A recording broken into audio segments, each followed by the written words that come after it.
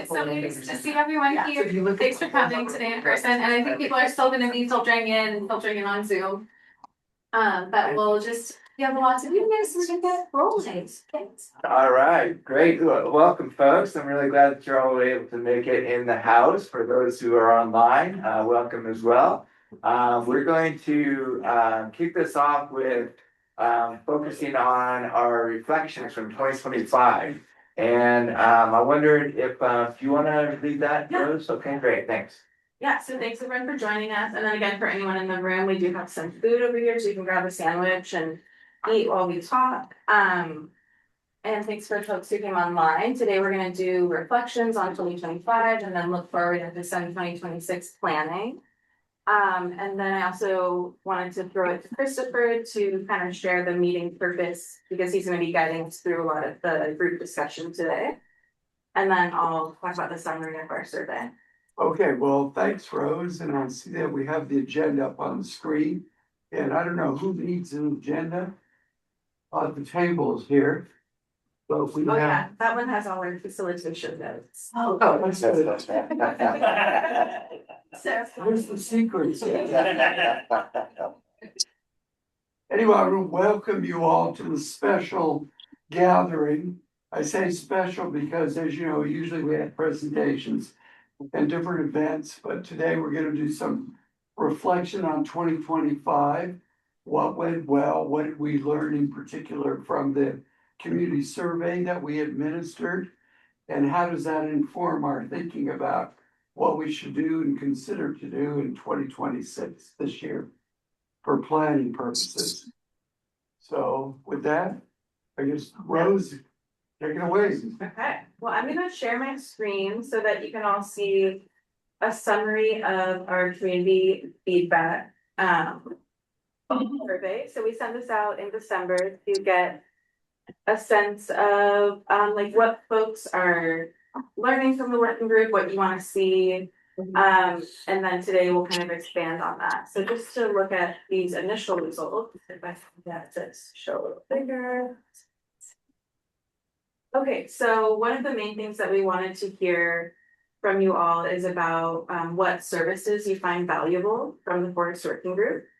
And so we asked if you could, pick your favorites out of this general list. And it looks like the number one, the most popular result was peer-to-peer sharing from community-based groups. And so that's, folks who are part of watershed councils, firewise communities, and other community forest groups, and working together to kind of share their knowledge so they can keep expanding their efforts. So that was great to see that that's a really popular result, because that's also something that we really appreciate and value out of the working group. Rose, is it possible to do full screen on that? I think I can zoom in a little bit more, yeah. Let's see. Is that? Yeah. What's that? That's fair. Okay, cool. And then the next one was another really popular topic is information about funding opportunities. And we've heard this feedback over the years that we could try at least once a year to have some type of kind of a funding panel where we talk about the main grant and cost share opportunities that are out there. And then throughout the year, try to keep folks updated on the newsletter or through the listserv about other upcoming deadlines. Connecting landowners to technical assistance, and that's a really great part of the working group too, is just the networking that can happen here. So we have a lot of folks who are practitioners, contractors, or technical assistants or RPFs, foresters, and this is a great way to connect with those people. And then there are educational presentations, information about new regulations, and information about large parcels were kind of the lower tier, but still some interest in those. And I got some feedback from other people in person that they're really interested in site visits and in-person events, but that didn't really rank highest on this list. And then let's see. We also asked people what they most appreciate about the Forest Working Group. And a lot of folks called out networking and connections and just a chance to get to know people, share information, and then collaboration, especially on potentially applying for grants together or working together on projects. And we heard from people too that it's really important to them, just the sense of community, family, and friends that they have from working with the group over the years. And then the educational opportunities, so those are some of the standouts. And then this jumps ahead a little bit, so we'll talk more later, but when we asked you to write in what you'd like to see in 2026, we got field trips and site visits, that same idea of collaborating together on grant proposals, helping landowners and community groups find funding. But there's a good amount of interest in prescribed fire and connecting people with prescribed fire practitioners. We want more engagement from private landowners. And then education and support around invasive plant removal, forest pests, and disease management. And those were the kind of standout requests that we got. And let's see. Now, we always try to do at least one presentation every month during our meeting. And so we also wanted to ask the group, out of all those potential topics, what would be the things that you're most interested in learning about? And here again, the community-based groups, like our Firewise communities and community forestry ranked the highest, so people are really interested in learning more about that. Forest management implementation, like on the ground projects such as thinning and limbing and things like that.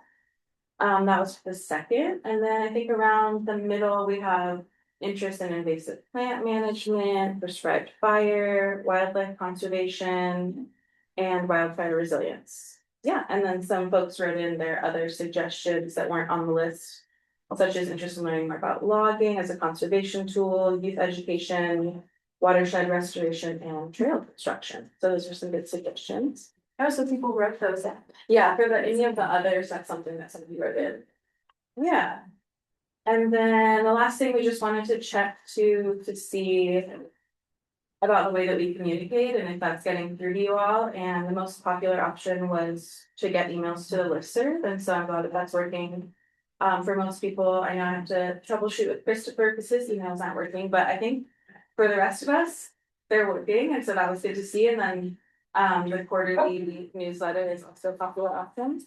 And we also wanted to check and see if this meeting time is working for people. And it looks like for the vast majority, it is working. But those who have challenges in attending our meetings, a lot of those came down to lack of transportation to come in person, or just lack of time, being too busy. Or some folks said they had a preference for in-person only and didn't really want to participate on Zoom. So that was the main feedback we got there. And then I didn't add it on this slide, but in terms of the breakdown of who responded, we had 17 responses total. It was about half private landowners. And so we were happy to get a good response from landowners. And then the other mix was professionals in like forestry and conservation and practitioners. Yeah, so that's our summary kind of what we've heard so far. And that's just from 17 folks who filled out the survey. And so we're happy today to have everyone in person to kind of add your voice to the mix. Maybe you did fill out a survey, but you can explain more in person today when we have our discussion. Or maybe some of these things are sparking for you some feedback that you have or new ideas. So we usually do our round robin at the beginning of the meeting where we ask for just updates on what you're working on. But today we're going to do your reflections on 2025, and it could be what you saw in this summary, and it could also just be with your experience with the forest working group or the forestry work that you've been able to do in 2025. And so we'll go around and you'll let us know your name and your affiliation, and then your reflections on these survey results or your work with us in 2025. And I'll start calling people's names. And Rose, one more Yeah. thing we were gonna ask, how many years you've been with Forest Working? Oh my Okay. God. Yeah, that's a good one Do we too. really wanna go there? So you can see hundreds of years are in the room. Spirit. Okay, so you'll let us know your name, your affiliation or organization you work with, and then a little bit about your history with the forest working group, and yeah, any reflections on 2025 that you'd like to share. And hi, Judy. Hey, that's from my graduate. I think we have so many people in the room, so I'll start with some folks in the room. Let's see. But also people are eating. Don't interrupt that. Do you feel ready to share anything? Sure, I could dance kicked off. So I'm Adriana Stagnero, and I work with Boulder RCZ, the Research Conservation District in Western Sonoma County, and have been, I think I've been attending these meetings since 2018, 17, 18, something like that. and have served as the coordinator for this group for some time, and now I'm sharing that role with Rose. And yeah, I think my initial impressions of the results are that I'm very happy that people took the survey. I was really curious that I don't know, 4 or so respondents had not actually been to our meetings before, but still wanted to pitch in and weigh in on what we do here, which is really interesting. I think my interest is like finding out what are the topics that matter the most to this group so that we can make sure that what we're doing here is really relevant to the people who want to be a part of it. I think, building our membership, and we're not like membership is a software, right? Like not really members or anything, but building making sure that this is serving what people need is kind of my top priority. So I'm really interested to hear from everyone today, like what they think they want, or what even they think maybe other people outside this group might want that haven't had the chance to or haven't been pulled in yet.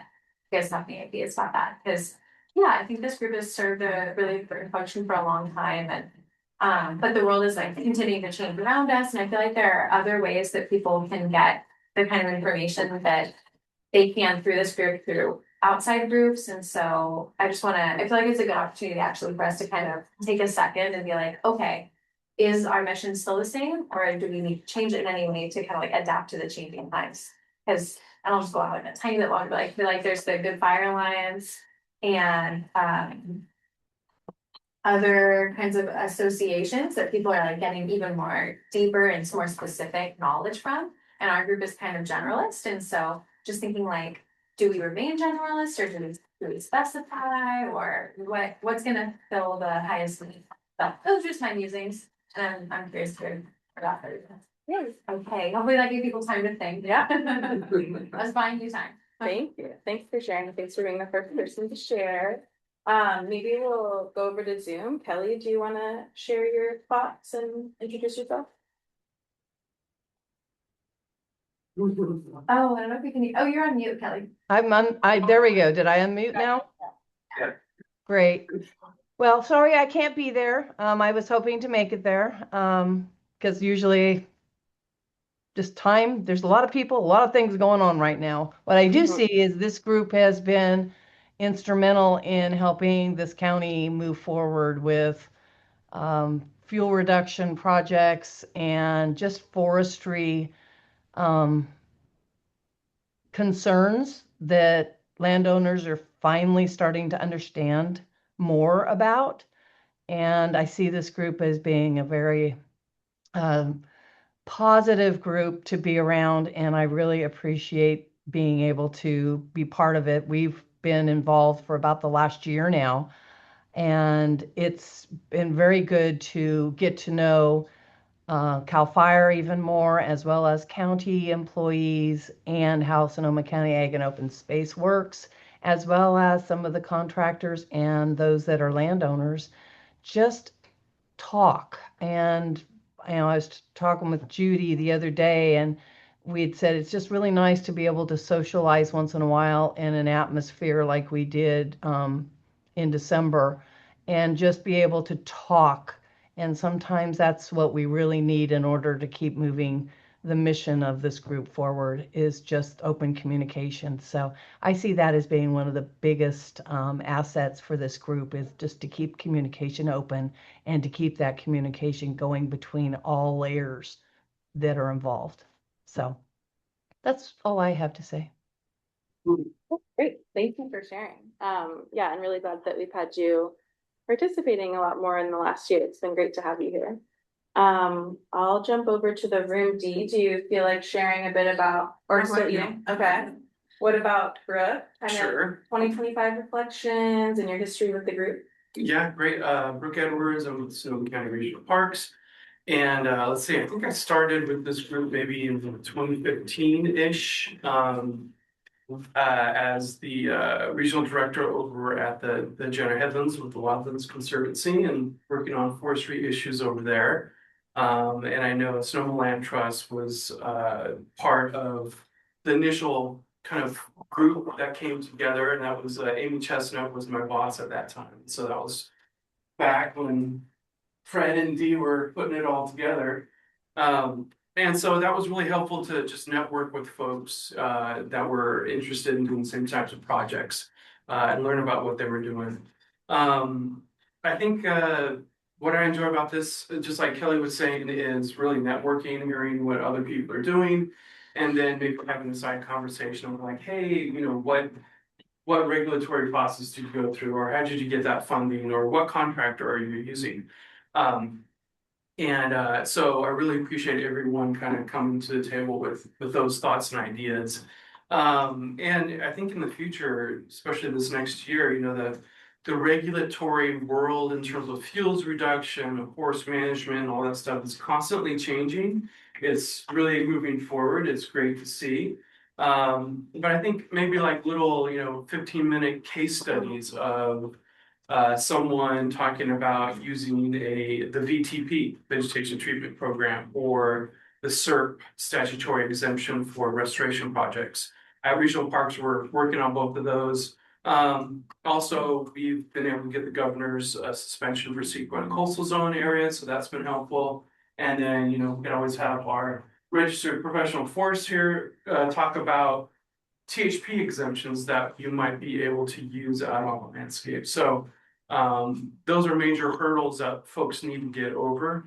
And like I said, the regulatory world is changing. And so it's great to kind of just stay up to speed on how that's functioning, how that's changing, and how we as land managers can kind of use those to get projects done on the ground. Awesome, thank you. Do you want to move over to Fred? Well, we missed Dee. I know, because she said she was She's eating. Meetings, so I just want to be really brief. I'm Fred Ufrap. I'm a licensed forester. I've been doing forestry for 35 plus years. I love what I do. I love bringing people together about timber and forest issues. Forests cover half the globe, and we have to do our part in Sonoma County for our unique element of this. I think staying in touch with the latest regulations, the current contractors, the current equipment, and I mean, like the question you asked me this morning, where do I do this thing? Really complicated thing. I'm moving 430-inch eucalyptus trees. You know, what do you do? So that I find it to be a combination of the California Licensed Foresters Association breakfast, where they bitch about the regulations and the UCARN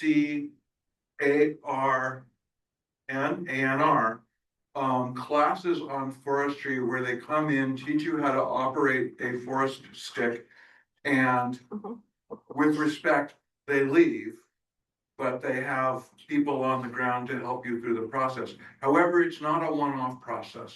And it takes a village, and it takes, you know, we are doing community forestry. This is village forestry at a county scale. And I've been here since it began 25 years ago or something. And it has outlived my expectations, overcome them as well. Judy? Well, just building on what both Brooke and Fred said, you know, being able to keep abreast of the whole regulatory world, we couldn't do without this group and the information that goes around and just spread out and share it throughout the group.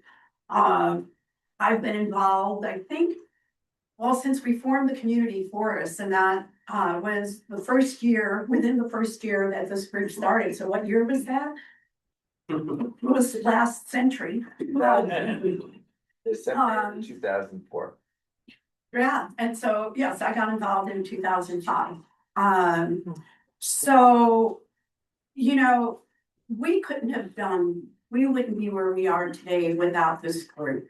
And we called on you from day one to come and speak to our community. We have such a group of experts here on so many different topics that we were brought out to the coast and to our coastal communities that have helped even when, our organization was hanging on by a thread, we kept these forest stewardship workshops going every year. And then, we have evolved, through crises, drought, okay, we'll put in some grants for rainwater catchment, and then, wildfire. So, I mean, I have found that to be, just the camaraderie and this network and keeping our organization going, just, so valuable. And, taking this information into our community and, I won't go into this very much, and I will at one of our next meetings, when I went to Scotland this September, some of you may know, I met with some community foresters and visited some, and now, we're putting a scoping project together. I want to go back this spring with Fred because they're dealing so much with wildfire right now. That's growing, and they don't really have any on the ground systems to deal with it. And so my goal is to go on a scoping trip with Fred. We have a meeting with one of the foresters at the end of the month, a virtual meeting, to talk to them about how we can structure this. And my goal is in 2027 is to bring a group of regional partners there to speak with them, to their councils, to their on-the-ground foresters, about what we're doing here through this working group. And that just came about because I'm retiring at the end of the year. I love my work, but I just don't want to run an organization anymore. And I just saw a need, and we have everything that they need. We are one of the most fire-prone areas in the world, and I think the responses that I've received have been very positive about sharing our knowledge. We're calling it an information exchange on wildfire. So, and that is just kind of how our organization we'll be doing it through the Coast Range Community Forests, how our organization has grown and how this working group has helped us do that. Lovely. Thank you for sharing. That's exciting. Okay. Jason. Dude. Okay. Oh, Now, Well, I'm Dee Swanheiser, and I've been around since 2004 with Fred and others. And it is remarkable what we have done for private landowners, for private landowner associations, for agencies to be able to, be part of both landowners and public-private partnerships. That's what it is about. My particular focus is finding private funding for private landowners to do what they want to do, what they need to do, but don't have the funds. And I'm also looking at more long-term, I believe, because the public funding isn't always going to be there. And so we really need to have a partnership with people that have means and ethics and stamina to get this done. We don't have a lot of time. I always say time is our scarcest resource, really. And so I think that's my basic message. But I also say the group has grown and changed in some ages and in some pieces of the county. And I am really pleased about that. And so I just thank everybody. And if you want to get in touch about trying to get some private funding, I can do what I can. Great, thank you. Yeah, it's really great that we have a mix of founding members and maybe people who I think are here for their very first meeting. 20 years in. That's an exciting mix to still have. Okay, Jason, and I also think we think about timing. I think we might just have to take longer on this round robin part because I don't want to rush you on. I mean, it's a good turnout. Absolutely. Yeah. It's interesting, having been a part of this group for maybe 8 years, I came here after the mega fires in 2018, and Caitlin Cornwall invited me to the group. I've been forever thankful for this community. I've learned a lot, I've shared what I could, and what I love about the group is kind of bringing together all these topics and interweaving them, right? Whether it's forestry, fire, ecology. It's not often you have like a network of exchange like we have. It's been awesome to see that leverage projects actually enable projects to not only happen, but happen more effectively. So, just kudos to the group. It's been awesome to be a part of all these years. And, I thought we had a great conference. I was really proud of that conference we put on. But yeah, it's been a great like give and take and getting to learn from specialists and then advise on vegetation management. So I loved seeing the breakdown on the pole between the interests of invasive species, fuel reduction, and forestry, right? So what other group intertwines these issues? Meanwhile, they're all inherently intertwined, right? Since we're so siloed off, we need to have groups like this to get us talking. So it's a great group to be part of. Thank you. Okay. Ben Nicholls, private landowner.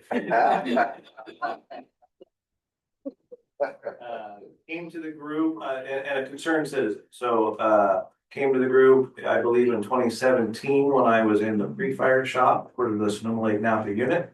And it was this group and the people and entities within this group that allowed CAL FIRE to get the huge gains that we experienced in the years following because of your on the ground work and passion and motivation and community buy-in, right? So you truly, while the department has increased its game on proactive fuels work. On a good day, as the West Division chief, I could bring roughly 100 people, not all CAL FIRE, roughly probably 50 people from CAL FIRE, plus groups like Fire Forward and Jason Group and odds and ends of people in the county to bring these projects forward.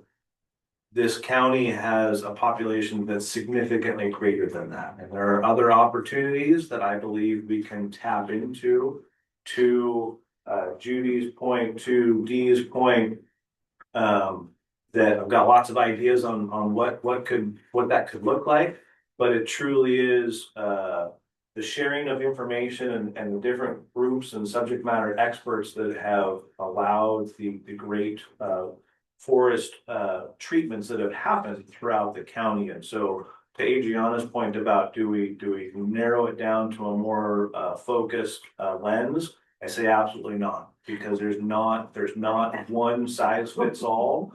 To Dee's point, I believe that the public funding component will be challenged in the years to come. And there's all sorts of extra nuances that come with that, as opposed to like Judy's neck of the woods, where it's neighbors helping neighbors and contributing resources and knowledge and just some blood, sweat, and tears, right? And so the field trips that have been accomplished because of this group, whether or not it's the forest grazing out in Judy's neck of the woods, or the great work that Jenner Headlands did early on with capturing what the average dollar amounts per acres were, to the invasive fuels conversation. I mean, everybody in this room, you can't drive, more than probably 10 miles in the county, and that's probably being conservative, and not hit that crazy patch of broom that has come in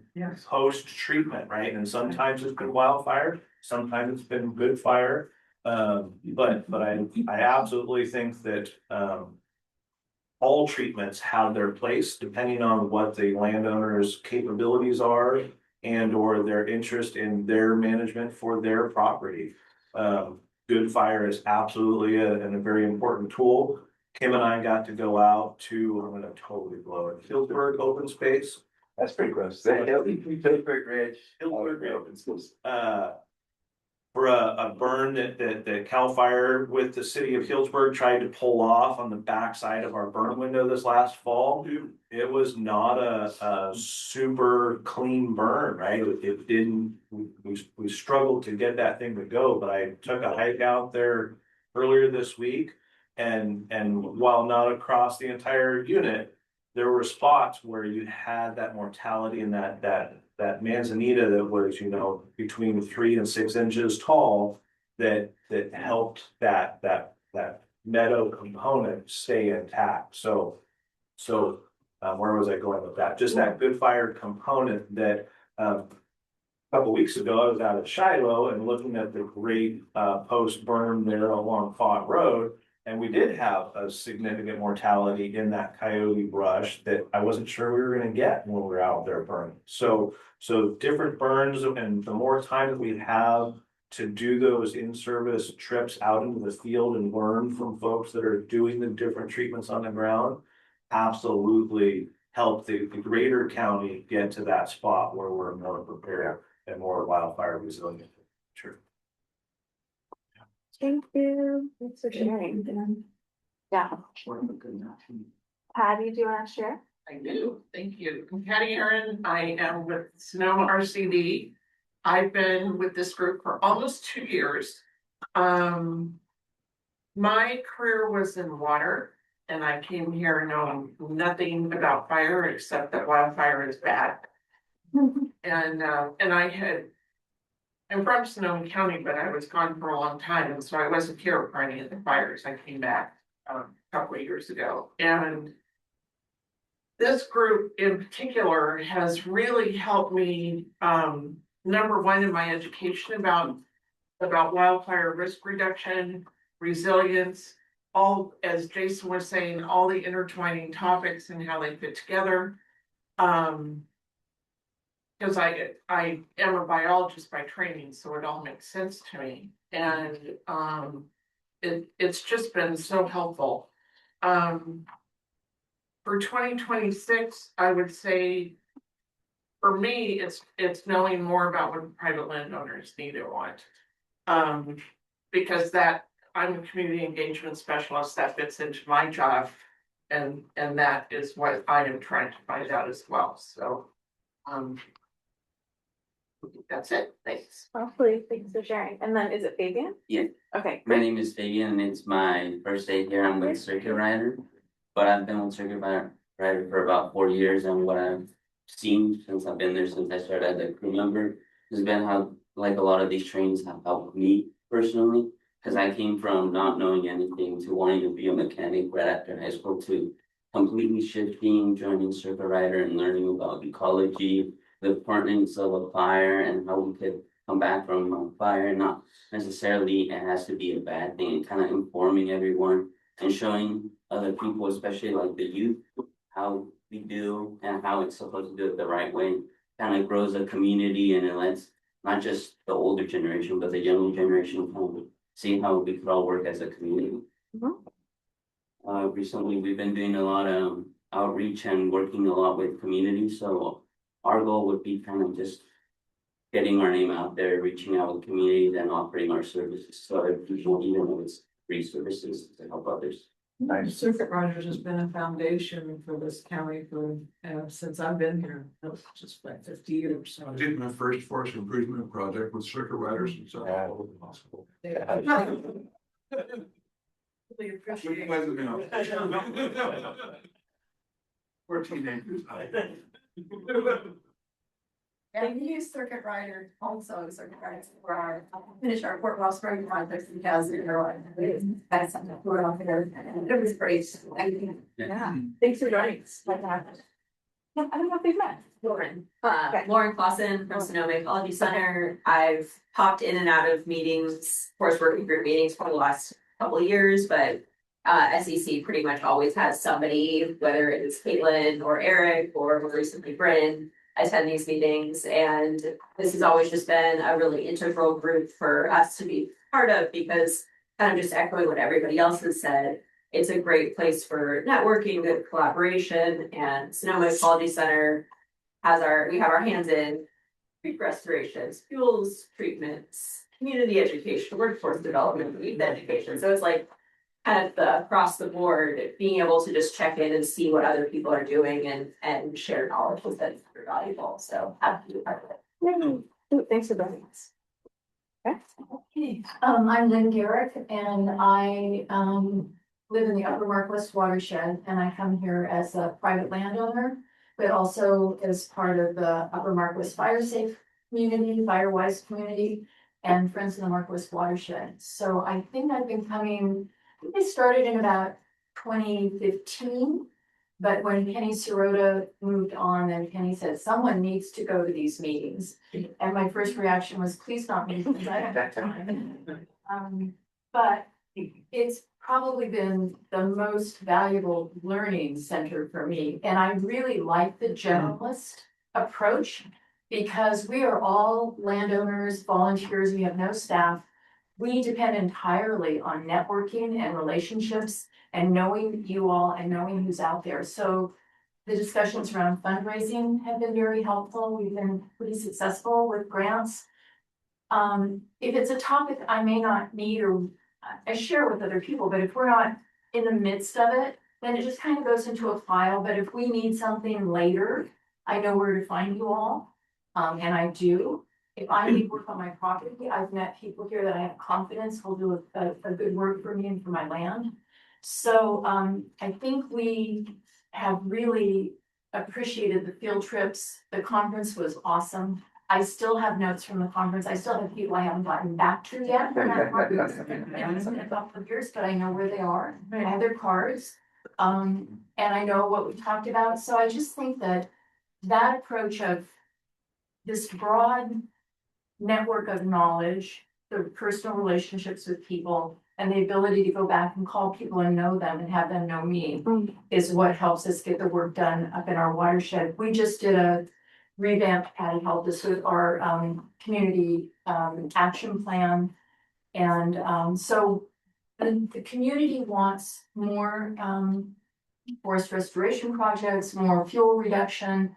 They're really concerned where we are about emergency evacuation, keeping our roads safe, emergency communication systems, because we are all pretty isolated and this organization then just directly feeds into those other organizations that we have that keep us moving forward. I also just feel like I get tremendous personal support here. And I appreciate that. That's basic, isn't it? Very nice one. And I think the other thing is I never feel stupid here. Oh, Thank you, Penny. oh, that's really sweet. Thank you for sharing. Okay, Sarah, do you like to share a bit? Oh, I know, it's already Lynn. Oh, I called you Penny. It's okay, she's standing in for him. I said I called you Penny. Oh. It's a compliment. I'm Sarah Kaiser, kind of wear two hats, but the main hat that I'm here for is with Conservation Works, and I oversee the North Bay Forest Improvement Program. We have our next application period rolling up tomorrow, so Good time. anybody residents in the four counties, Mendocino, Sonoma, Lake, and Napa, please apply on our website. It'll open up tomorrow. We also oversee the Regional Conservation Partnership Program, which is a wildfire resiliency program through NRCS. And those applications, we have one more round of application opening up, I think January 23rd. If you're interested in that, that is through your NRCS office. So everybody reach out to your NRCS office and look for those applications for wildfire resiliency. Let's do that. And we are constantly looking, the North Bay Forest Improvement Program, the goal of that program is to be ongoing in perpetuity and mixing private and public funds to create more holistic solutions for lands, for communities, for engagement, because we know that the goal of North Bay FIP is to funnel public funds into private landowners in a very easy way. So you're not having to fill out tons of grants. Quick. Quick. And we're working on the fund, paying people quickly too. Got lots of people.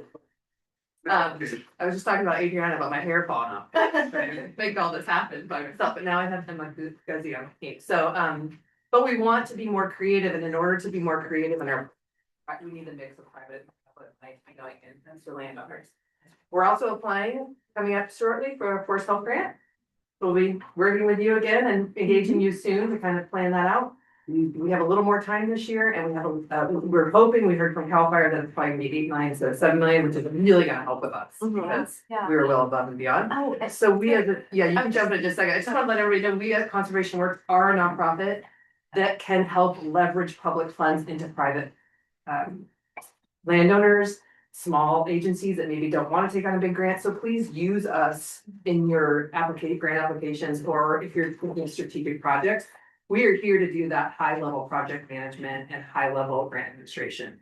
You have something to say? Yes, I was just gonna say, for anyone who's new to Conservation Works, there at I mean, historically, you are the nonprofit side of the RCDs, since we're a public agency. Kind of, sort of. We've really taken, North Bay FIP is way more than Conservation Works has ever done. So we're growing into taking on much larger projects, but yes, that was kind of the goal. At the inception, I think you were Be a regional hub for RCDs to cross pollinate across counties, Yeah, which is super cool, and we have appreciated you all so much as our nonprofit partner, and like you said, doing a lot of the administration and like helping with grants, it's been amazing. So we're kind of sister organizations in that way. Yep, so we're all on the same team.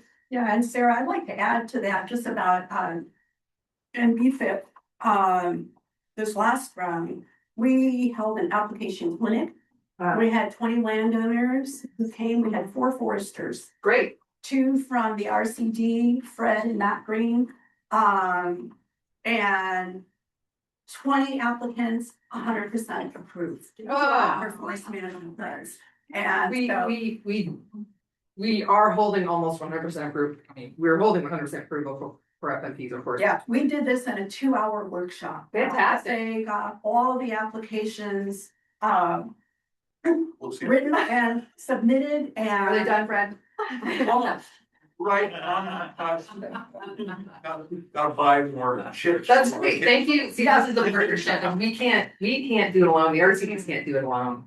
The small nonprofits and the connection, because you guys develop trust well before we do, and that's how we can make these things happen. And the reason it worked is because Judy reached out to the group, and the fire station donated the hall, and somebody else bought biscuits, and I mean, and everybody contributed. The RCD was there, and the privates were there, and the public was there, and that's what made it work. Great. And we can do it again. Invite us next time and I'll bring goat cheese. We need. There you go.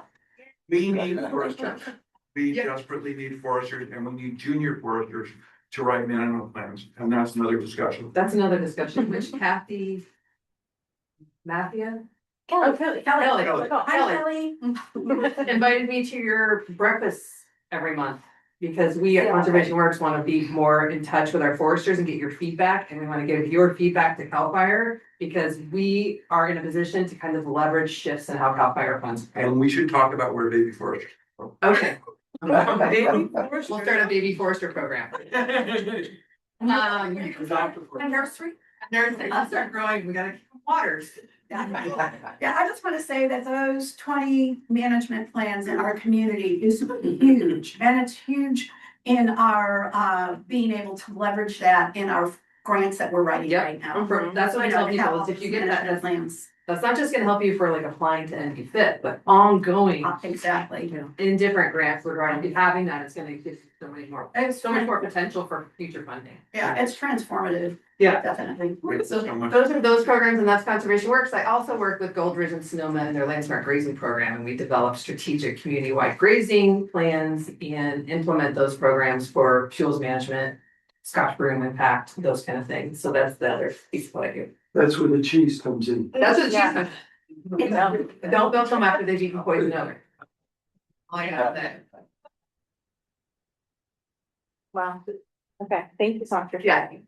Hello, this is my first meeting. My name is Emma Guzzi. I work as a conservationist at Conservation Works with Sarah. I've become knowing Sarah over the past few months. I work with her on the North Bay Forest Improvement Program, as well as like the Regional Conservation Partnership Program. And then occasionally with all of her other, so Yeah. you know, I just really I just follow bring her into around. everything where I need somebody. Yeah, I started working on a program a couple of months ago and, North Bay Forest Improvement Program and running the outreach committee and getting more involved now. And I've seen Fred Ufrat 100 times and Ellie Mathia and Lynn Garrick and Ben Nicholls. It's just so great to see you all in person. She's had the name, seen the her I see name all all the of that. tracks and all the invoices. Right. So it's I know you guys haven't seen my name, but it's nice to see you all in person and hearing how wonderful and everything that how everything is wonderful in this group and you guys have got so much out of it and everyone's just so happy to be here and be a part of the team. That's what I'm looking forward to now joining these meetings for 2026. Nice. Thanks so much for And if joining I us. can just throw in, your level of organization is exceptional and I. Thank you. How old are you? I'm 23. You're the next generation right here, guys. Taking this on. Yeah, thank you. Patty, I work with Patty and Rose and Adriana really closely with the committees and really what makes MVFIP so powerful is the RCDs. And I always tell people when they ask me what my job is, I'm like, oh yeah, I'm in conservation, but I really just like manage the funds and the people who are going to actually do the conservation work. And so it's really in all of your hands, the reason why this happens. So yeah, it's really great to be a part of this group. We're the ones behind the curtain.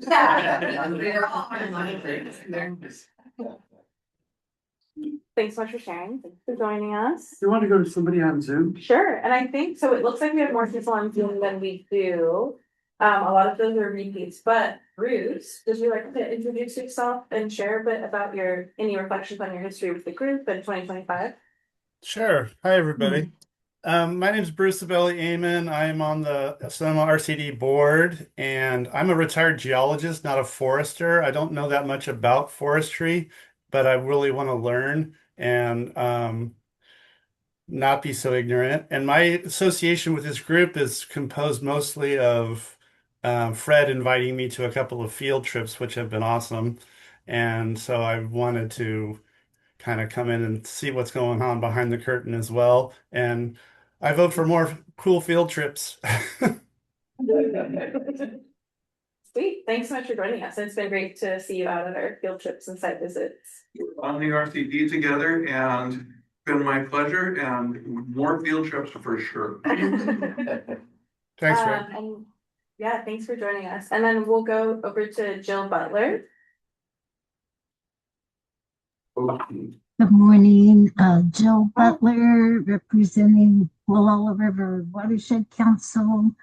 Excuse me. I wanted to start by complimenting Brooke that we hiked in Foothill Park on Tuesday, and there was 5 or so guys out burning a whole lot of piles. And it looks like there's a whole bunch more they're going to be burning.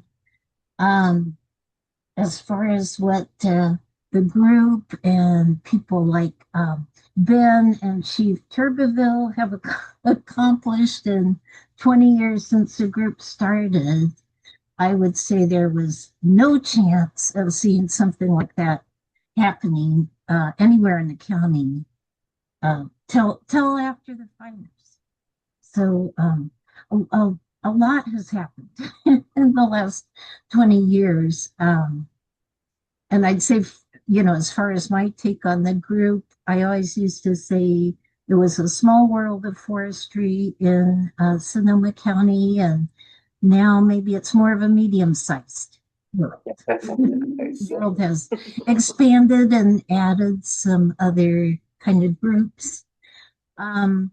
And I think we were supposed to talk about highlights from last year, and for me, they were always the panel on the fire outlook for the year, and also the really good one we had on community forestry. Yay. Sweet, thank you so much for sharing, Jill.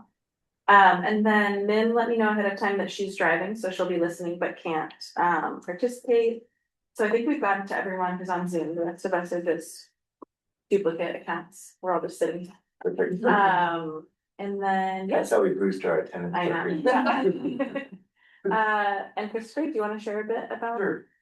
Hello, everyone on Zoom and here in the room. My name is Christopher Seche, and I'm on the steering committee of this particular group. And I've only been with this group for 1 year. And the reason I'm on this group is I love their holiday party. It's a great incentive to get involved. And separate from that particular role, I hail from Occidental, West County. And I'm a private landowner and I have a 50-acre conservation easement. And I've just concluded this last year, a 4-year NRCS grant on fuel reduction forestry work. And working with Brock earlier in December, we did a big fuels to flow project on one of the upper tributaries of Dutchville Creek that flows down through Camp Meeker Community Park down into Dutchville Creek. So we're very excited about widening the lens of work from just a forest fuel reduction to the wider ecological thinking on this kind of work. I'm also on the steering committee of the Bohemia Collaborative, if you're familiar with that group of West County. Also working with Bodega Land Trust on the Tannery Creek Conservation easement, if you know that, that's on the backside of Taylor and Joy Road, the drainage watershed that goes down toward the west side. So a number of activities. So I've only been with the group for a year, but what I've most appreciated has just been connections, collaboration, resources. And to answer the question that Rose posed, what did I get out of the survey? What did I learn? What I learned is that it's been very exciting learning about all the community-based groups that are involved in this county, grassroots efforts, and how do we connect grassroots efforts with government agencies? Because neither group can do it alone. It's the collaborative effort of bringing these different stakeholders together that makes things work. We know this from community development in the last 50 years. We know it from multiple reasons. What does success look like? What are the factors that contribute? It's when we bring different stakeholders together towards shared goals. So it's been wonderful to see that played out. And the survey's been very helpful to sift through that thinking and what are the implications of that for this group. So I'll stop there. Hi folks, I'm Kim Batchelder from Ag and Open Space, and in July I was pinned for my 20th year at Ag and Open Space. So I'm one of those county curmudgeons, people who have been here forever. But back in the day, I was the new generation. That's what you know. I was the fresh face in the room. So, but interesting enough, at that time when I first met Fred and Dee and Jill was on the original crew, we did have some really idealistic approaches and hopes for a concept of community forestry. And I came from the Nature Conservancy, working in Mexico, doing work with ejidos, which are communities that own forests. And so that concept was just really about, oh, we could do that here. So we put together this white paper back in the day, trying to enlighten folks about what we could do as a community forestry effort. And I got slammed. It's like, that's communism. It was really interesting how the concept of private land ownership is huge in this country and California, right? And so the concept of community forestry was just, no, we can't do that. That's communism, right? But then, Fred and I have had lots of conversations about this. We've evolved and we've come around full circle to see this opportunity to work together. And I'm super proud of the fact that we are doing community forestry. We are in this together, totally respecting private property, but we recognize that we can't do it alone. And so this group really represents that, is that ability to come together, share ideas, figure out what I'm doing on my property, how that might apply to others who are working on their property. Connect with the professionals who have some insight to how to do it the proper way, how to make that balance between wildfire protection is absolute goal, but a healthy ecosystem is also an important goal that we need to share. So I wanted to kind of stop there, but I'm going to go on. So the task was to reflect on 2025, and I am in the fortunate position to be able to spend out the PG&E settlement funds and vegetation management. And I always consider this position as kind of the county's R&D or research and development of what we can do as a county and how do we get funding on the ground in the hands of the community members to be able to do this work on the ground so we can see good examples. Before, when we started in 2021, there were very few good examples of community-driven shaded fuel breaks or defensible space projects. And so we've really amped that up, and I'll go into some stats later. But for now, just suffice to say, we are doing these really interesting, innovative efforts, very much on a small community scale. And our goal, and Steve always tries to emphasize, we need to go bigger. And so I think that's the task that's ahead of us now. How do we start to combine that extra funding from the private sector, from the public sector, to be able to do as much work as possible? My proudest moment, and I think that kind of reflects the nature of the work that we've been able to accomplish with the Forest Working Group, is the workforce development workshop that we did in the end of June.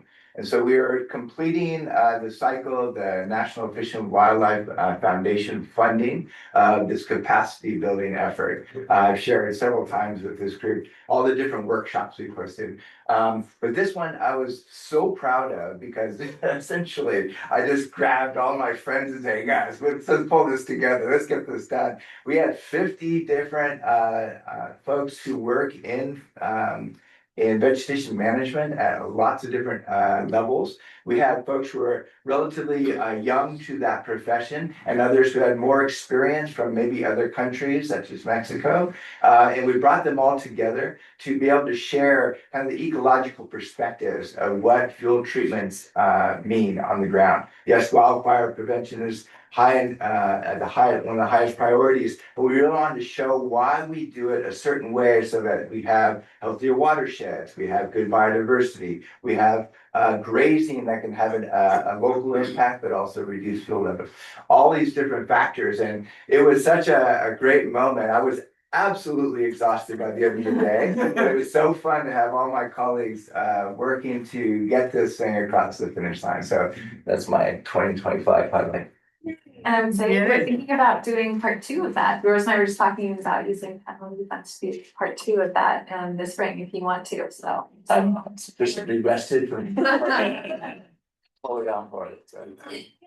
Okay, well, we made it. Thank you so much, everyone, for sharing. I'll do a super quick reflection. My name is Rose. I work with Adriana at the Goldridge RCD, and I'd say, yeah, over the last year, I've gotten to take on more coordination responsibility and work a lot with the steering committee, and that's been a really lovely experience, and have really enjoyed putting on those workshops and site visits and working with you all. And it was great to hear from everyone. So I'll pass it over to Christopher to kind of work on looking to the future a little bit. And also just a note, like, I don't think that the breakout rooms are gonna work with the Zoom settings right now. So wanted to let you know about that. Okay. But we'll work on a 2026 plan. Okay, Yeah. we want to stop by. 12:30, so we have about half an hour. Yeah. Okay, so the second half of our special time together is to talk a little bit about, based on the survey results, based on what you just heard over the last hour, what are you feeling about planning for 2026? What are things we want to continue with? Because they're working well and we appreciate and value them.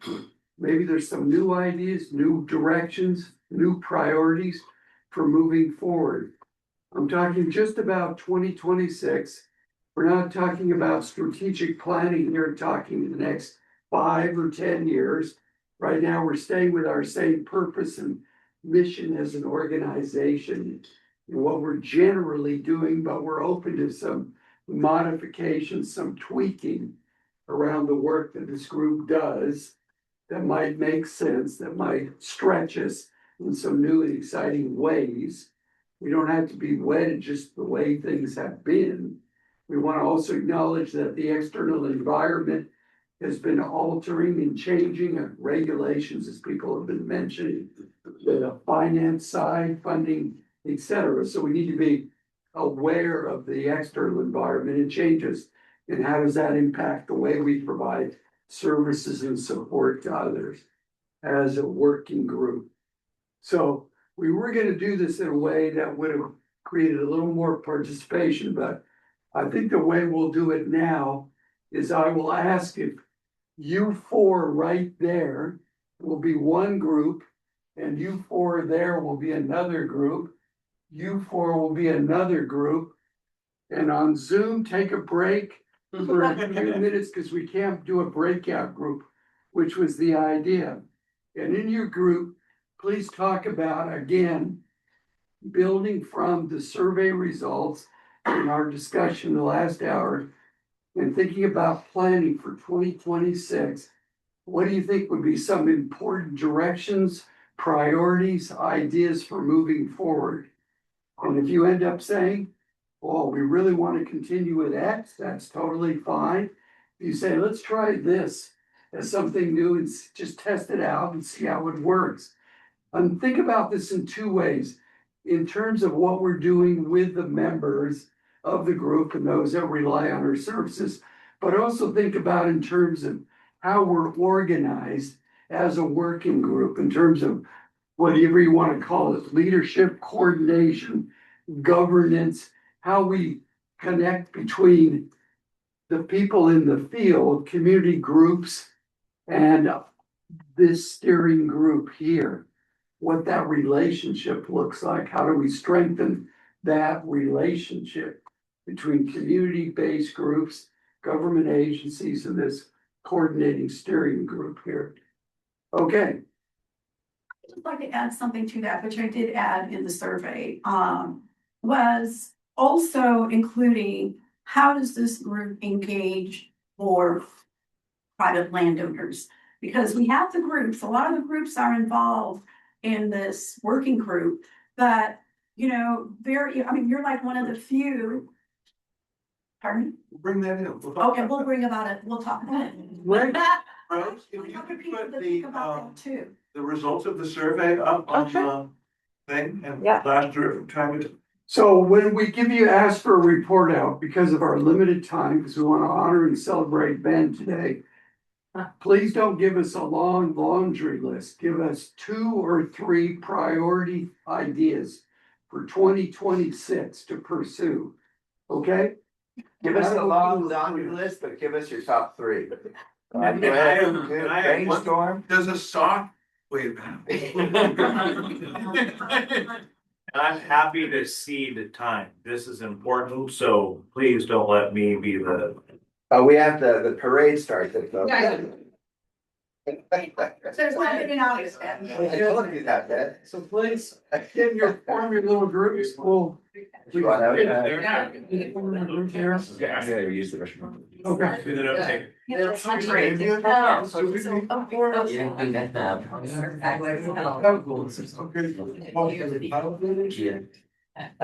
Well, we got a lot of.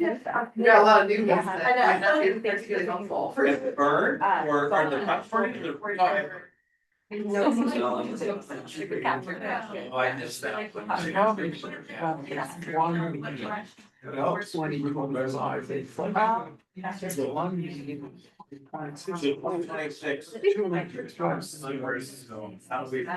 the code?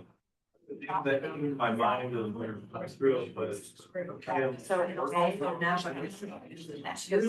we talked about folks. It's always. So my priority is relationship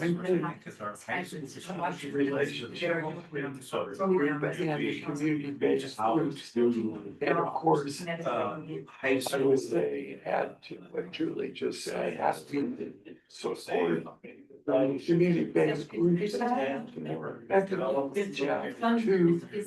private lending. To they can. So That's a plan. first part was how can we strengthen the relationship with the residents with the different communities? How can we help them? We have our farms to agree, you know, that's exactly that, we run by the different support is, you know, out over contact. Yeah. It's like identifying my moments, secrets, there's potential. And then they'll figure it out. And just kind of that'll be constantly. Will be those not straight. You accept too. So like the last. Again tomorrow to go into menu, right? So. The idea is that I'm holding these basically different. I mean, they have no doubt to show was five different. It's like Right. Instead of expecting everybody to have. Yeah, we can see there's household meetings, that's kind of that similar thing where we basically showing the road and any communities which was locked in. We talked about mountains where wildfires. It's been a while since we've done that. Probably in your, I don't think we ever. Something that's feel really out of and but usually it right,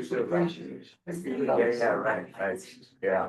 So now we have. So, and I think that was the model we used, that we really wanted to take the show on the road, establish these workshops, get them really, so it's how we were addressing there specifically.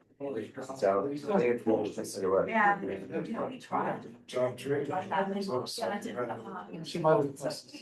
they would go out, I think she actually writes it. Yeah. Get another plan, focus on how many other than workshops, but it's kind of now where she's like, so really for the time let us go. As opposed to switching or like still keeping continuity.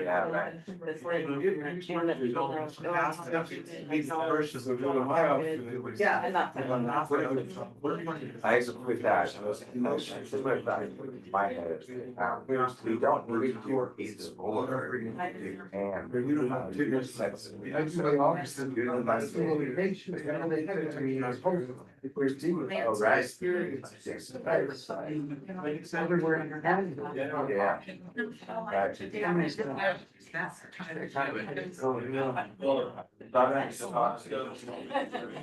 For now, focus on.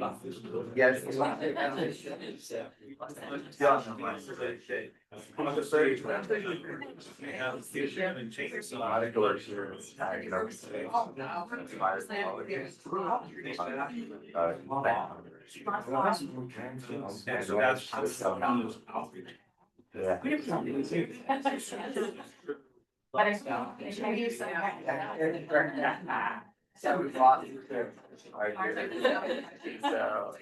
So right now we just hang around.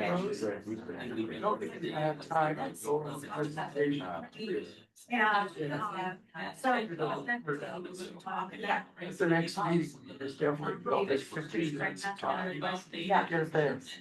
You can also ask to email or something. It's.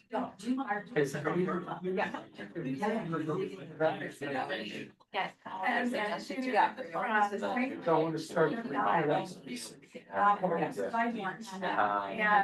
I have a talk on. The basic species management and then One of the things I always find useful, to think about how landowners to shadow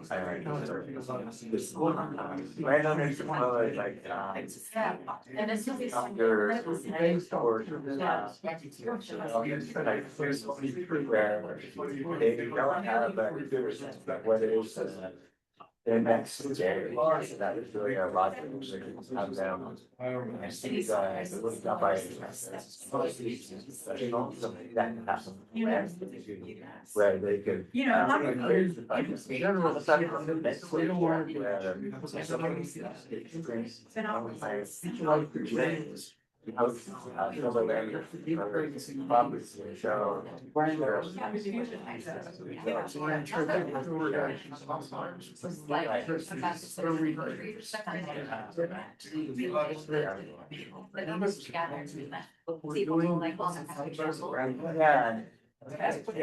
Find that they say it's not part of the for obligated rock our time. That part where code up there, those burgers, about be able to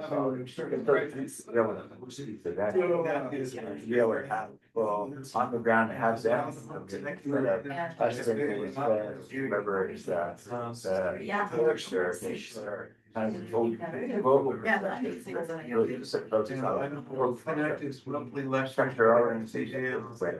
and so these are right. Well, we got that is the report where it is one exception. Oh, yeah. Yeah. You also share on site because that's how your community growth came out really strong. Yeah. We only had one presentation last year. We found out specifically one type of. Yeah, I think that might also be a little bit. Do we, because I was. Government.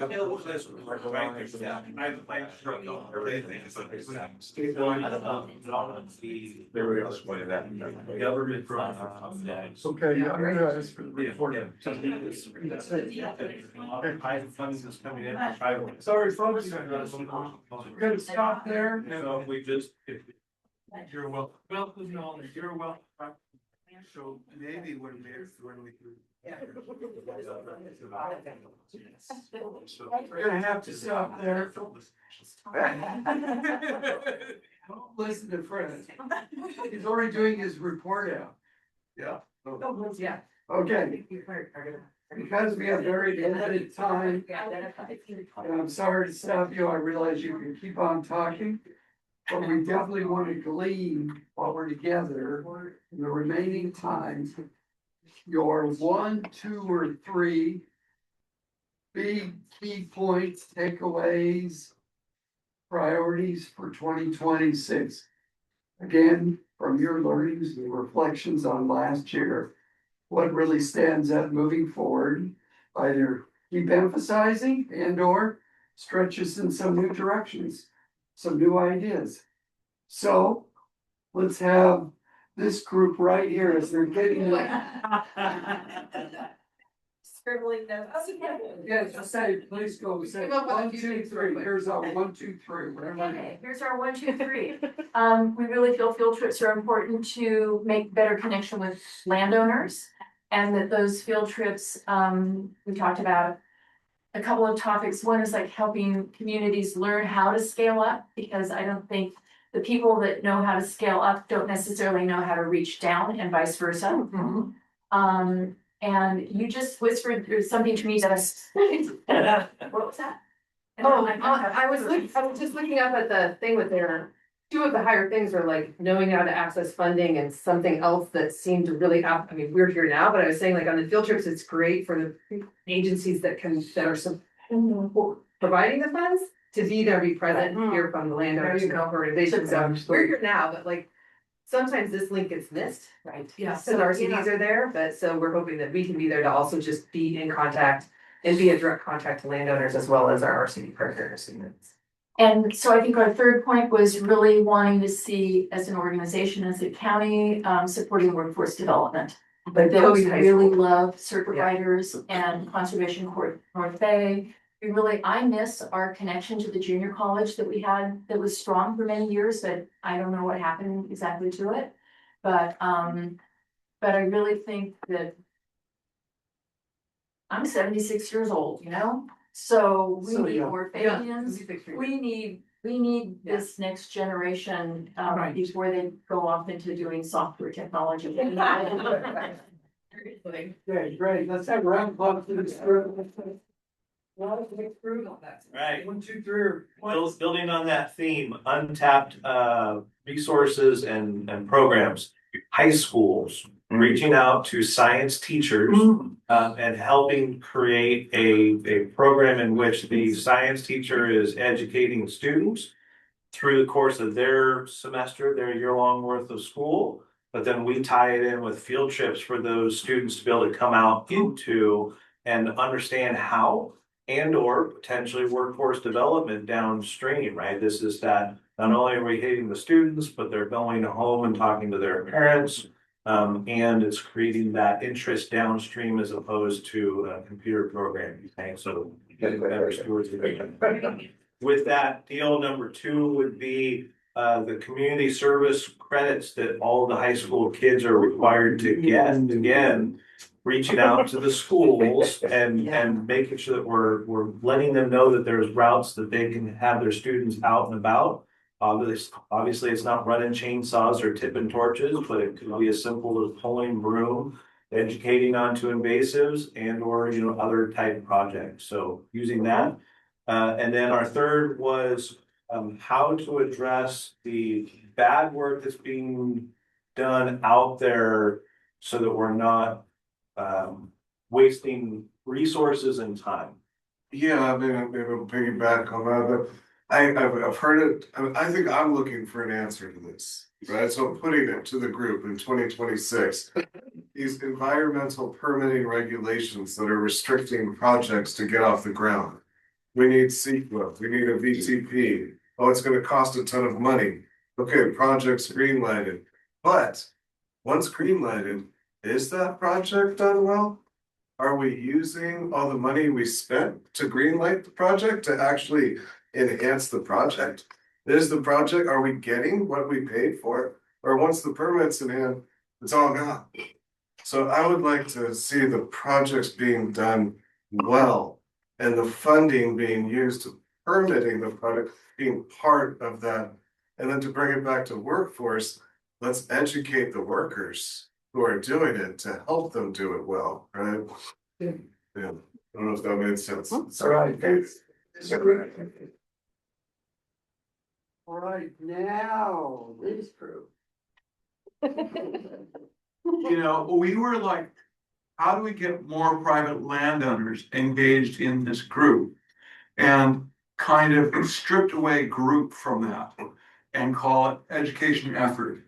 And well, then we can do, as we already do, a monthly lecture on Zoom that's an hour long. That uses UCANR as a partner and also peer-to-peer knowledge. So here's half an hour of how to do it officially. Here's half an hour of what happened when I tried.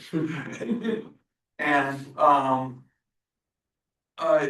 reach out to 100 people instead of 40 people. Don't make engagement with this necessarily the gateway to engaging with the knowledge. And I think that works with the schools, and I think that works with, with Zoom, we can actually do the same thing in all schools at once. So, and then, one of the things we'd like to have as partnering as the knowledge is the search for private funding, the search for national groups, the examples of Blue Forest, the examples of Napa County. And then I would put on top of that, let's have a GIS that is suitable for what we're doing here, a forest management GIS that is available for use, be it Google or I didn't talk to these people about it, but so that we're all getting the information we want, I'm trying to give you the same report 5 times. I would hope that the other 20 people are giving you that same report too. But if you are changing your rules, or if you have different requirements, or some of them are deeper and some of them are shallower, what are we doing? Well, really, that's not our fault, that's CAL FIRE's fault. That is California Cooperative. He's tired, he's private class. So there's California Cooperative Management Plan that's accepted by the feds and the state. Yeah. And it's, I don't want to say out of date, but it might be redundant upon itself when you actually have everybody in the neighborhood doing it. Yeah. Well, no kidding. okay, just sorry, if we wanna keep moving a little bit of time. Yeah. If somebody Thank you, needs Mr. to enter the room, we're on face. That's good. So please, and then we're gonna ask on Zoom for one or two as well. Perfect. I think we really focused on how can we meet private landowners and community-based groups where they're at. So potentially move around the county, doing maybe those kind of like house style meetings that I think the group used to do. And then we kind of talked about the different options between, do we want to change the monthly meeting so that it moves around? Or do we want to add these regional meetings on top of the monthly meeting? And that kind of reminded me of what you were saying, Fred, about they don't necessarily have to engage with the monthly meetings to engage with us in other ways. So if we added these additional neighborhood meetings, that could just, maybe that's the only way someone engages and it works for them. Yeah. Another thing we thought would be fun would be to create a landowner to landowner mentorship. So we've created all these different collaboratives like Judy and Lynn and the various Sonoma Valley's got a group, the Upper Mark West and the St. Louis County. Well, I was thinking of the Mayakama Cope group up there in Hillsbury. So all these groups have great experience that is very locally focused, and have great lessons learned. And so trying to pair up landowners from that particular region in some type of mentorship where they can actually engage with an existing landowner, working with that group and really understanding kind of the technical challenges they had. How do they overcome their fear of fire, or how do they engage with the different positive good fire organizations that are doing that? So those types of things would be fun. Yes. Yeah. Great. Okay, Mim? Oh, Mim is driving, so she said she couldn't talk, but basically Kelly. Kelly, yeah. and- Kelly, please, one or two things as input. We gave you a nice. There we go. Now I'm working. Okay.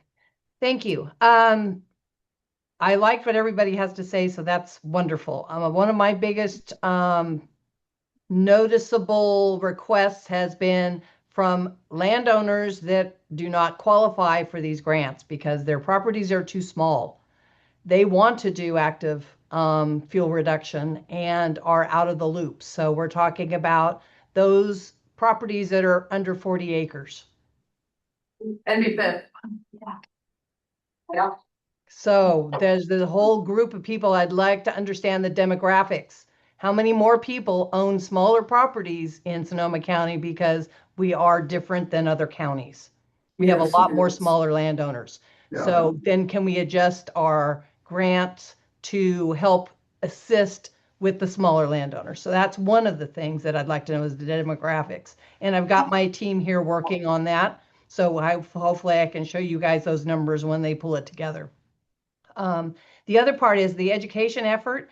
I strongly believe we need to get into the high school level at a minimum and try and keep get a curriculum going. We've also got one of our Boy Scout, Eagle Scouts here in our staff that is going to work with 4-H and getting a 4-H team together and offering forestry and this type of work as one of their merit badges. So we're doing a lot of smaller things behind the scenes, but part of that is to get kids talking to their parents about what this means.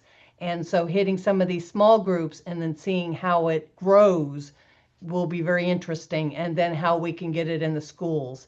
I know I'd done the same thing with the golf course industry back in the years. We actually had Davis help us write an agronomy course, and we presented it to some of the schools in Oakland, and they started teaching it as a science at their schools, at their tech schools.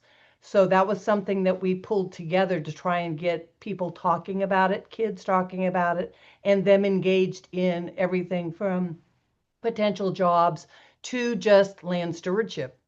So it's a win-win for everybody if we can get this down into the school level, I strongly believe, as well as back in the JC as a maybe more of a major. I know that they're addressing it, but Brooke's been huge in helping with that piece of it, and our team would be helpful in any way possible. So those are my few things. Oh, one more list. The county.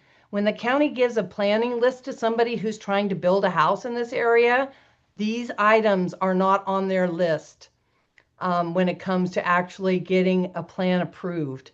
Whether or not they have to do a 3 conversion, those types of things, there seems to be a lack of understanding when a person goes to buy a piece of property, what they're really responsible for. And I think that little checklist could be implemented at the county level when folks are coming in to try and do new builds, so they understand this is what you really need to do in your area, and here are the tools in the groups that can help you get through that. We're getting a lot of requests for builds, and which means less than 3 acre conversions, and that is huge. It needs to be kind of, I don't want to say permitted, but it's in the best interest of everybody if some of these projects are at least overseen, so we're not just wiping out forests through the area. Okay, that was it. Thank you. Great, thanks, Kelly. Jill, are you still on? You have a couple things to share with us? And then maybe the, You unmute, Jill, if you're on, just checking. is that, Goldridge? Board member? Usually her name comes up. So I think we lost her. She's on. Okay, that's fine. Okay, well, I want to thank everybody on the Zoom, Kelly in particular, and all of you in the room. Thanks so much for your input around this year. We'll spend some time as a steering committee to process that a little bit more, sift through there, and by the next meeting, maybe we can come back with where we're starting to think where this sits out and how we might move forward on these input, suggestions, ideas. So thank you very much for a good second session, special session today. All right. So now I'm gonna turn it over to. I'll take it up. King Batchelor. Oh. Nice to meet you. All right, so I wanted to kind of make this pretty free-flowing here. So our intention is really to salute and roast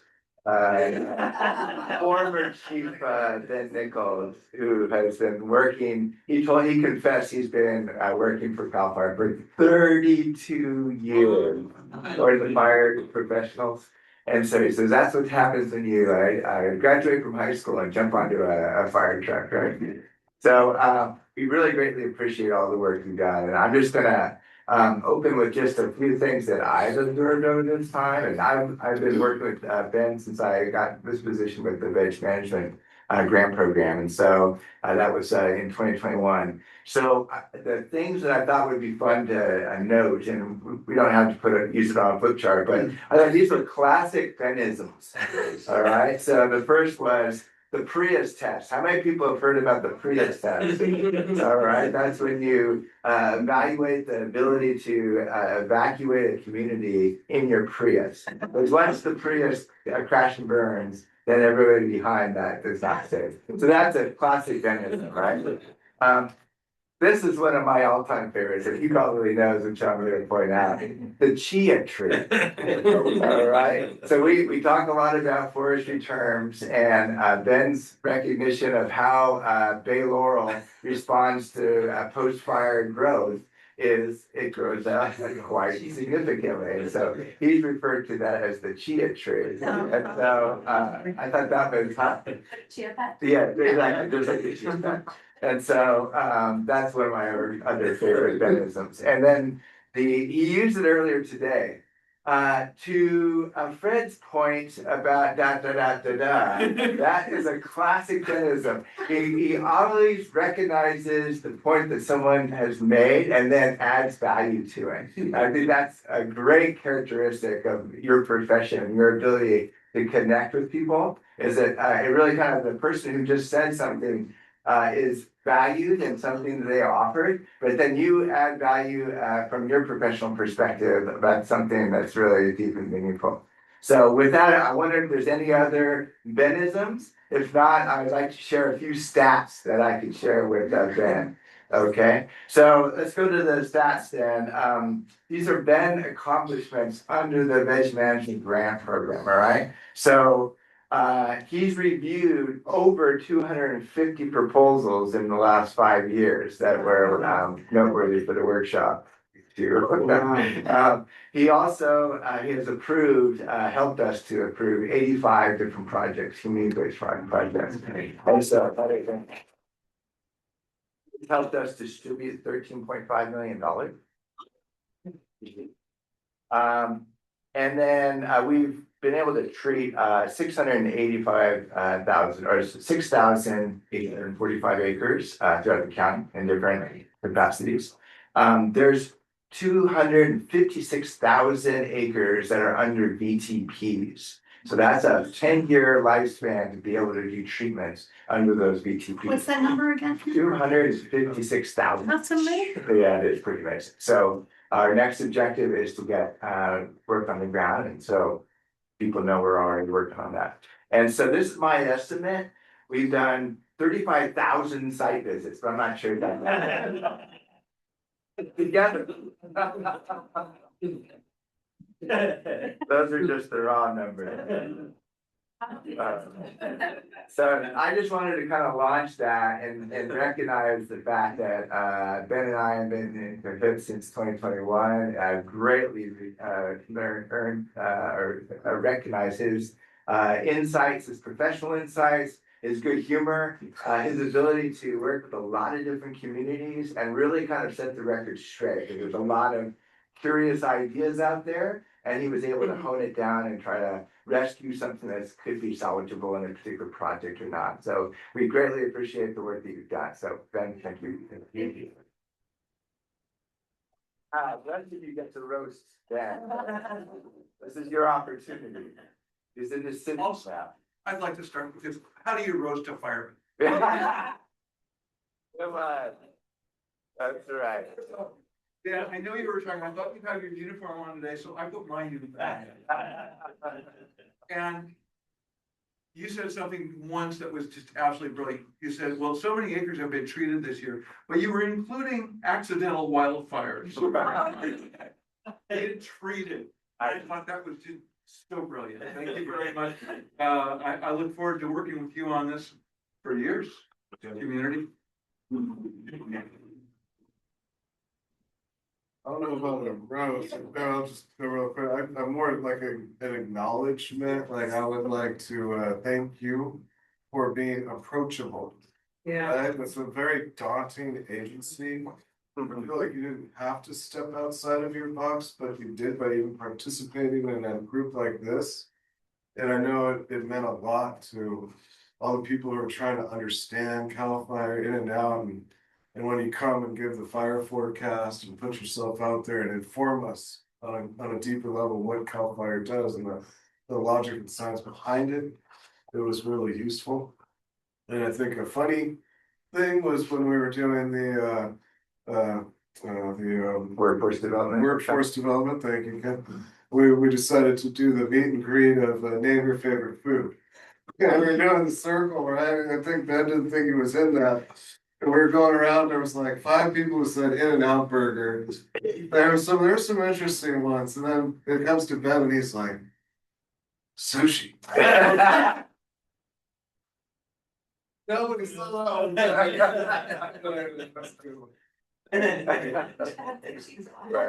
That's true. Yeah, go ahead, Steve. I just want to say, whenever we asked you to come, to a meeting or to meet the landowner or to talk on the phone, there was never an NO, it was always YES. And so it was really important for me to learn that an agency can say yes. And this agency is kind of big and scary. And has a it should not be the reputation, but to have them not be, so forthright. So I just appreciate that so much, Ben, and I hope that we get to continue to know and work with you. And I love that you came to the Greenville Alliance party. That was fun. It was the Fairmont. Yeah. Yeah, there was a big, fancy thingy. And he came. He didn't have to wear his That's right. outfit. Well, speaking of your outfit, I didn't recognize you were here. Civilian. And so, yeah. And there's not too many people or phone calls where we'll actually stop a meeting and take that phone call. It's happened a couple times where we've had some natural resource meetings over regional parks, and either I get the phone call or Hattie, my boss, gets the phone call, and all we say is, "It's Ben." It's like, "Oh, you need to take that." And we'll actually stop the meeting so that someone can take that phone call from Ben, because we know how precious your time is and how important your leadership has been in working with us, regional parks, and even when I was working out at the Jenner Headlands. You've been around since really all of the recent catastrophic fires, protecting our communities, working with the crews, but you've also been pivotal in proactive fuel reduction in prescribed fire. And really appreciate your leadership on that. And as an example, last 3 years working with CAL FIRE, you and Marshall at Monterey Redwoods, we went from an overstocked forest where you couldn't even drive on the roads. We met that one time on the road, he was 20 feet away, I couldn't see him because there was room and trees. 3 years later, we've created a shaded fuel break. We've burned off over 1,500 burn piles, and then we did that broadcast burn, and we're continuing to do that work. So there's just no way that we could have done all of that work without CAL FIRE. So thanks for your leadership and just being proactive in prescribed fire and fuel reduction and helping protect our communities and restore our forests and make them more resilient in the future. Thank you. Yeah. Overall. Then I want to thank you for being a partner over the years as we've been building this community organization up there on the coast. And also thank you when we first started writing these CAL FIRE grants. We didn't know what we were doing. And you took our calls. I was working with Demetra at the time, and you took our calls, you answered our questions, you gave us some good constructive criticism after our first grant. Take at the time. But it was so beneficial as we moved forward, and knowing that that community, even though we didn't see you up there a lot. Thank you for coming last year when we did the tour with Kim on Green Ridge. Relief to that road then. Just knowing that because so many people aren't aware of these communities along Fort Ross Road. I mean, you drive that road and they don't know that there are all these people. We have I think I don't have the population numbers right now, but 4,000 people and 91,000 acres. Thank you. That's not our report. But it's being able to raise awareness for that area, and knowing that someone in CAL FIRE knows what's going on up there. I mean, you and Marshall both. Marshall knows that area quite well too, but but I know we have a personal relationship to the area. So thank you for being there. And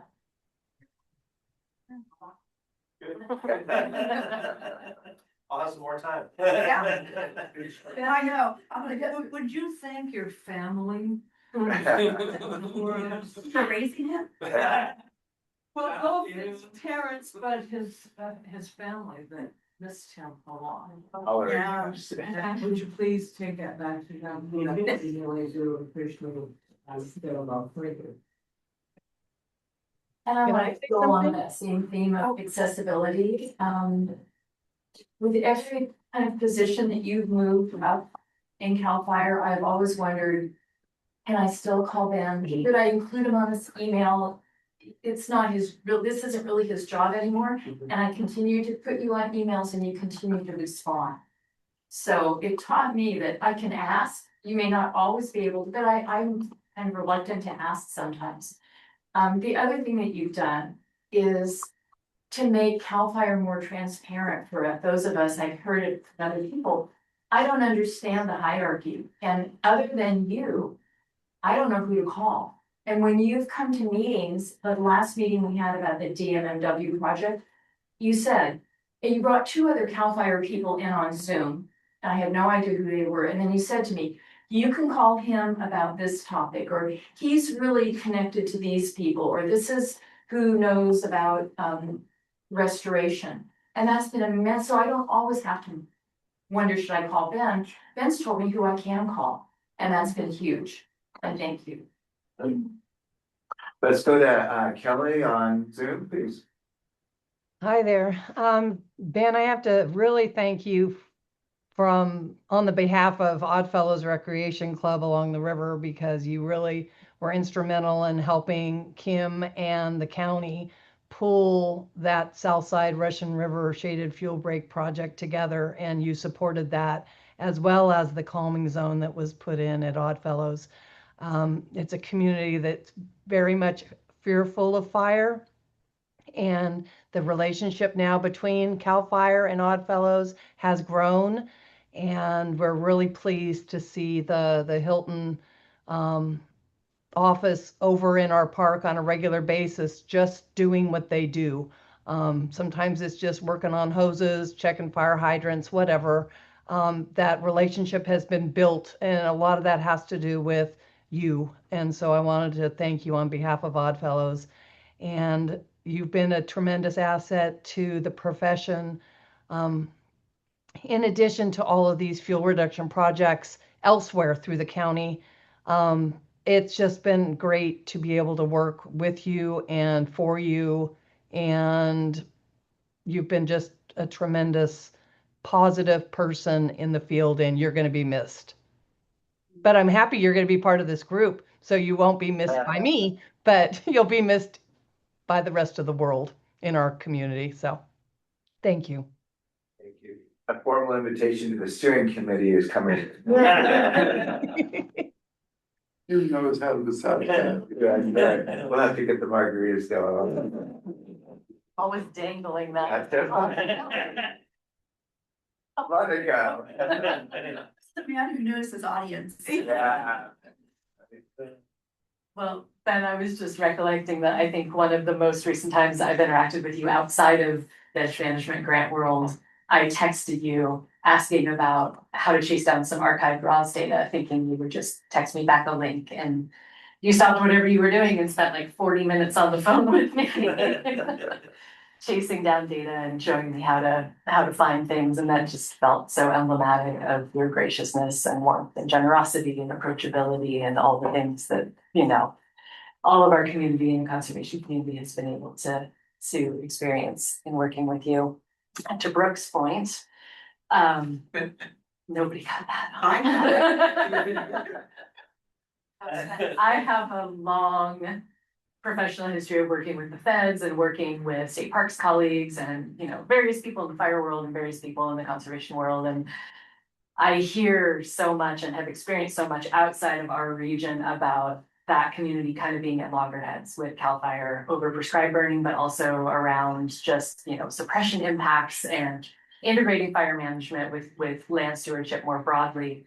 And I've always felt such privilege that we have been here under your leadership, with your direction to the battalion chiefs and all of your support for prescribed fire and all of your support for taking a more thoughtful and holistic approach to the way fire management work is implemented on the landscape. So we've been very lucky. And I hope that that momentum and that contribution to the culture locally will outlast your career with CAL FIRE. Oh, nice. Thank you. To Monica's point, we really want to.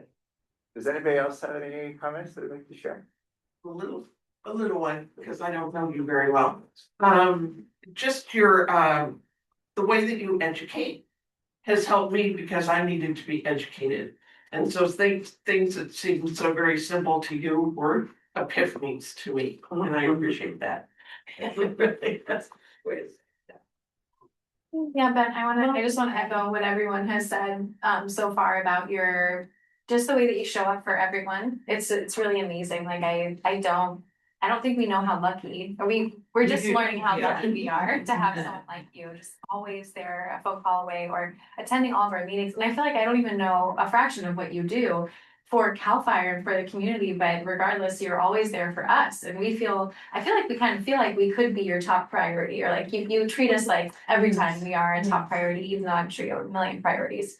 So that access has been like so powerful for us that we know that we have this relationship with you and CAL FIRE, and yeah, it's been a huge contribution that you've made to us, and I know it must have meant something to you. It means a lot to us, and yeah, I'm looking forward to staying in touch with you. I'm very curious, like what you're gonna be doing in retirement and like how that looks, because I know we're gonna want to like keep you involved, but also respect your freedom now. I'd like to share one more epiphany that I got from Ben. We're standing in a shaded fuel break, and everybody's using the term shaded fuel break. And Ben says, no, it's not. It's open land for the retardant to get through. Canopy for the retardant. And ever since I saw that, you had an upstream looking down from the aircraft looking down approach, and everybody here has been stuck on the ground looking up. And you were able to reverse our perspective with one sentence, and that's a gift. Thank you. I'm still gonna stick to shaded fuel break. The line of fire for retardant doesn't roll off the tongue. Well, if I got a minute or so. Yes, please. I'm a Cazadero kid, right? My happy place in this world is near the headwaters of Austin Creek, and grew up in the forest. It's what gives me peace and happiness. And my desire, I was all set to go into the military as a kid, right? That was what I was gonna do. And that didn't work out. That was the universe telling me that there was a different plan, and so I was struggling because the career track I was going to do it. You know, the recruiter for the United States Army said, we don't have any of those right now. So what do you mean you don't have any of those? The entire United States Army, you don't have one tank crew member position? Yeah. I'll tell you. Walk away. I was there, and so I got home, and my family was in the fire service, and I visited the fire stations growing up, and Cal Fire CDF was a part of my life, but it wasn't something I had entertained because I was going into the military, and I thought, wait a minute, instead of dragging a family all around the world and taking lives, I get to save lives, and you know, it's basically like combat, just fighting wildfire. So that was what got me into CDF and now Cal Fire. And the running joke in my family for the first 3/4 of my career was that I was fire prevention in the human form, because wherever I was, fires weren't there. You know, the fires were always somewhere else, and I wasn't a part of them. And so obviously in 17, that drastically changed. And so it became very apparent to me that it's not, you've all heard me say it, that it's not a matter of if, but when every single square inch of this county or this state will burn. And sometimes it'll be catastrophic, sometimes it won't, but the fire will be here.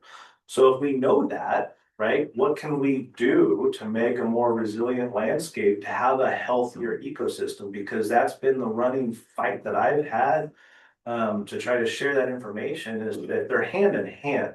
If we get to a healthy ecosystem, if we've created that wildfire resiliency, then we've helped with the wildfire threat, right? So that to me is my holistic approach, that one, I value the landscape and the natural ecosystems, but two, in order for us to have safety and success in protecting life and property and the environment, that creates the nexus to doing the critical proactive work. So to Adriana's point, I did take flack at different levels of my approach to the priorities. For me was absolutely this environment, because as it was not spouted, but as it was mentioned a couple times in the room, the fire service, we talked about it early on, there should be one focus. Well, the fire service is all fires must be extinguished, right? And so one more C-130, one more Firehawk, 3 more satellites to monitor wildfires. We've shown, right, that the fires are only getting bigger and more catastrophic. No matter what equipment we bring to bear. There was an agency down in Southern California in the last couple of weeks that basically said if we come to our fire department, we'd be better prepared for a future fire. Not that we put it out, but we'd be prepared for it. Well, what's the real world money? Where is that coming from? So an ounce of prevention is worth a pound on the backside, right? And so to me, utilizing that community and that vested interest in all partners out there, we're all better for it at the end if we do this work to be better stewards of them. And so that was the deal, was that, I haven't shared it with most people, but when the Wallbridge fire was off and running, and the big incident management team was coming into play to get things dialed in and get us set up for success. We talk about initial attack fires, which is your small little fire that you throw the resources at it, you go direct and you put it out. Then you have a major fire, right, where you have to kind of pull back and find those lines of convenience to build that bigger box to contain that fire. And so I took a helicopter flight with the operations person to go out there and look at where the fire was at, what the plan was going to be. And his comment was, Ben, you guys got to quit initial attack in this fire. We got to make a bigger box.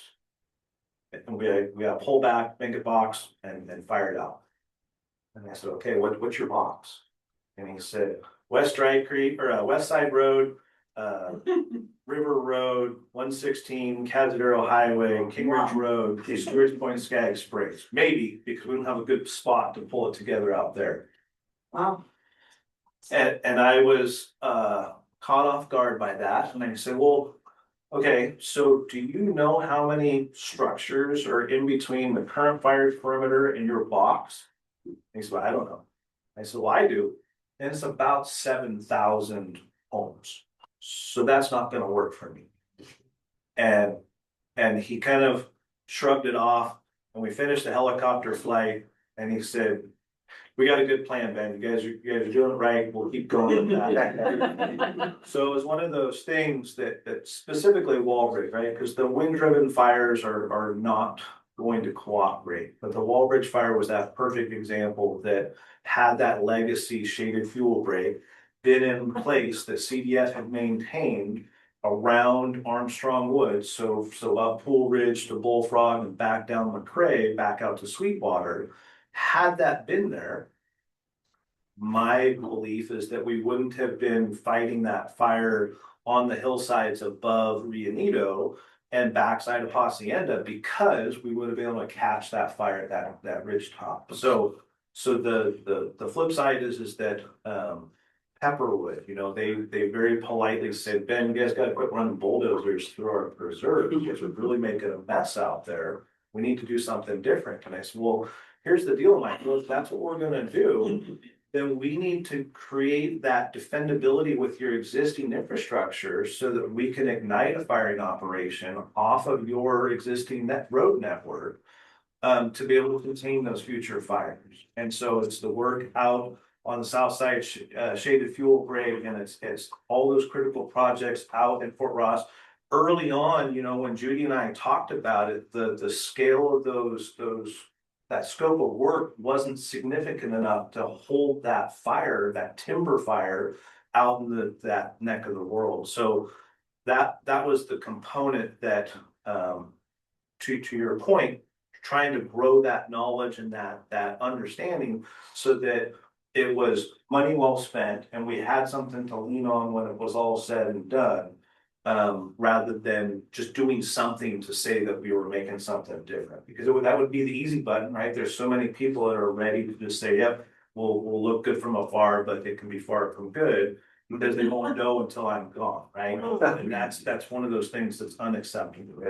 So I had one other point there. Fire. So yes, so you have a good team. And I was going to hit you earlier when we were talking about the breakouts, was that the team you have currently in place for Sonoma County is amazing. So you've got a Marshall, you've got a Paul Fleckenstein up in the North County, you've got a Sean Jerry in the South County. Nate will get pulled along, he'll get there, but the other three are your go-to folks. And so they are all to a person just as approachable as I am or I was, and they want you to succeed. So if you reach out to them as you're building the project, not post-project in a week or two out from the grant being due, they are all in. They will work with you and find that time to get that deal squared away because they now recognize, right, that they need to do that. And so my deal is that I really struggled when I decided to pull the pin because I am proud of the work that the CAL FIRE team as well as our partners accomplished across the county. Kim, thank you very much for the stats to go with that, because that's absolutely the case, is that it's not one group, one entity that's carrying this forward. It's all of us working together as a team. And so I got to a point, and you know, we talked about good fire here and there throughout the morning. Our window, as any fire practitioner is aware of, is microscopic. And so, you know, the work that we were able to do isn't the scale and pace that we need to be at. And so my belief is that by being in the civilian world, I can let Marshall and the team continue doing their thing, but now I can help try to bring some other new creative ideas forward to kind of. Yeah. Great. Bravo.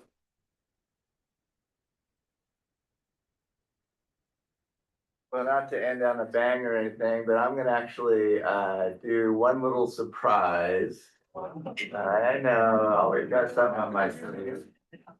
It's not yet. Let's see if I can pull this off.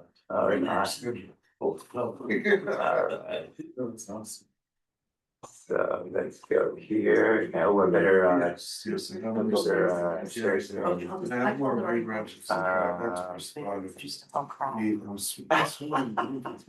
nobody trying to make a video. It's gonna make us all cry. Get down zoom here and. Oh, yes, you have to click on your face.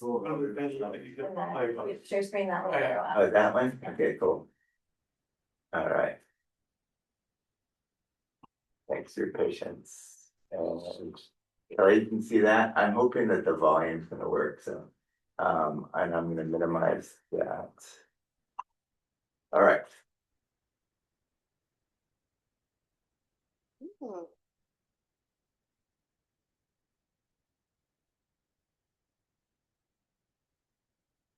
What's that? Wait for it, wait for it.